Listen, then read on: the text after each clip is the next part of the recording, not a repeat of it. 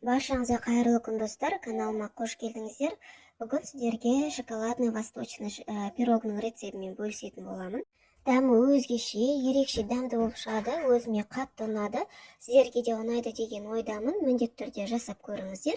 Видеоны соңына дейін көріңіздер.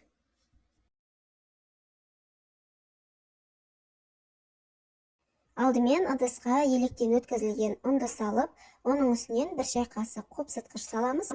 Және какао қосамыз. Какаоны міндетті түрде осылай түйір болып қалмас үшін електен өткізіп саламыз.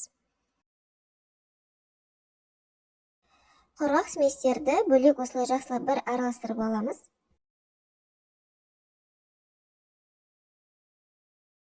Бөлме температурасында тұрған сары майды салып, тағы да жақсылап крошка жасап араластырамыз.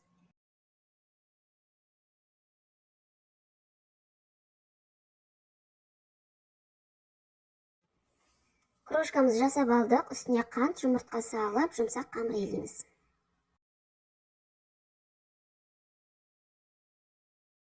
Қамырды әбден иу қанғанша уқалаймыз. Қамырмен неғұрлым жақсы жұмыс жасасаңыздар, пирогтарыңыз соғұрлым әдемі шығады.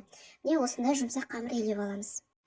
Қамырды енді формамызға жайып шығатын боламыз. Мендегі форманың диаметрі 24, шеттеріне бортиктерін шығарып біркелкі етіп жайып шығамыз.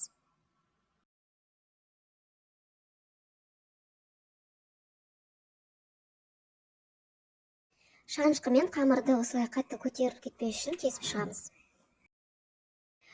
Пирогтың начинкасына кірісеміз. Ыдысымызға сгущенканы құйып аламыз. Мейлінше тірі желанияның оригинал сгущенкасын қолданыңыздар. Сол кезде пирогтарыңызға өте әдемі дәм береді. 2 ас қасық вареный сгущенка салып, барлығын жақсылап араластырып аламыз. Жақсылап араластырып алдық, түсі осындай әдемі болып шығады. Қамырға енді мейізбен жаңғақты екеуін араластырып салатын боламыз. Мейізді міндетті түрде жақсылап жуып алу керек.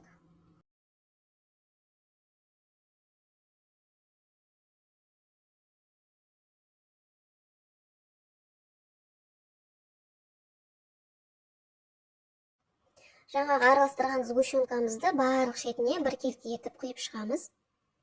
Пирогты алдын ала қызып тұрған пеште 170 градуста 30-35 минуттай пісіріп аламыз. Пирогым пісіп шықты, бөлме температурасында толығымен суытып алдым. Енді тоңазытқышқа осы формасымен ортасындағы начинкасы қатқанша 2-3 сағатқа қоятын боламыз. Пирогым дайын, ортасындағы начинкасы толығымен қатты. Қазір сіздерге кесіп көрсететін боламын. Өзіме дәмі қатты ұнады, сіздер де міндетті түрде жасап көріңіздер.